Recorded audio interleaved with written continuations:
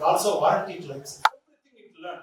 And the design is going to be so failure proof that you get a design that is 100% predicted with predictive algorithms and prescription algorithms. And then proactively it is able to then do descriptive algorithms. So all these algorithms can able to make the product much better. That's the idea.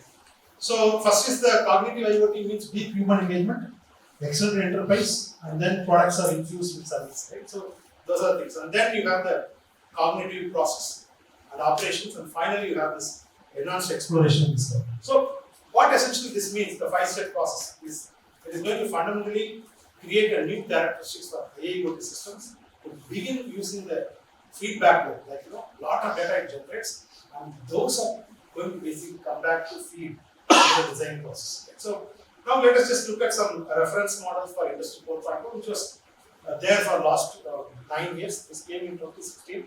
I think this is what we call RAMI, which is called reference architecture for manufacturing Industry 4.0. Right? So reference architecture for reference architecture model for Industry 4.0.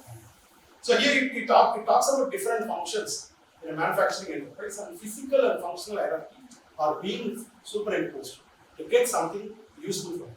What is the physical hierarchy? For example, physical hierarchy means you walk into a shop floor,